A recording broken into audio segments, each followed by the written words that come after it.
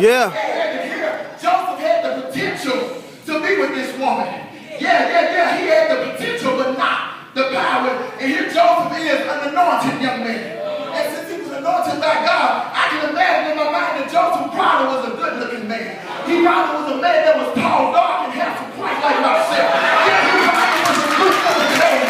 And he didn't want to be a lady possible wife. Don't even give her a name. She gonna come out of these little young boy. Well, in this day and time, we would call Cougar. Yeah, he had the power. He had the potential to mess up with her, but he did not have the power to lay with her. And that's what the church is messed up on now. We got too many people that got potential, but not power. Yeah. Just because you can preach and teach don't mean God has called you to pastor. And until he called you to pastor, go somewhere and sit down and sit on a leader and be faithful to that church and learn to obey that leader until he called you to do the word. And so because Joseph refused to act on this potential, he was thrown into prison. And while in prison, he meets a couple of men, and these couple of men have a dream, and he's telling them that they're beginning to tell him his dream, and he began to interpret their dreams. And one of the man's dream was pretty good because the man got out. And when the man got out, he forgot about Joseph. And that's what God will never happen in your life. People that get out of there forget all about you. They won't remember you when you was there with them when they didn't have nothing. They'll forget about you when you were broke, busted, and disgusted, and you had your little car, you picked them up in your little car. But then when they get their Lexus, they act like they can't ride you around no more. Because you still stay in the project. You know some of y'all used to live in Orange Mound and South Memphis. Now you're gonna move out to Germantown. You don't forget about folks in Orange Mound and South Memphis. And so, because he refused to act out his potential, he was thrown into prison. And while he's there, he begins to use his anointing. And after Joseph is released, they forget about Joseph. And as a result, Joseph is still down there in prison. But one day, the Pharaoh had a dream. And you got to remember that God won't let you forget about you.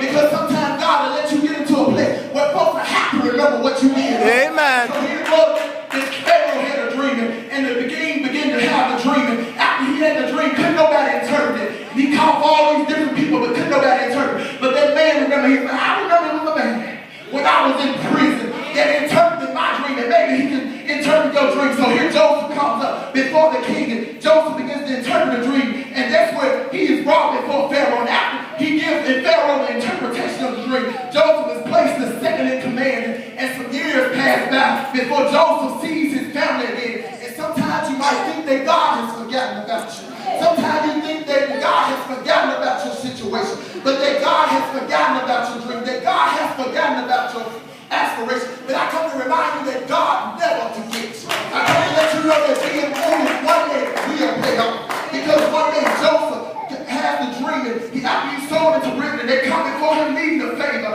His own brethren, whom they had sold him into prison, they come before Joseph needing favor. And that's what God will do. He'll place the same folks that tried to down you at one point. He'll let them be the same folks that got to come back and ask you for help. Yeah. And so here Joseph is, and he sees them, and Joseph does no harm to them. And sometimes you got to let people talk about you.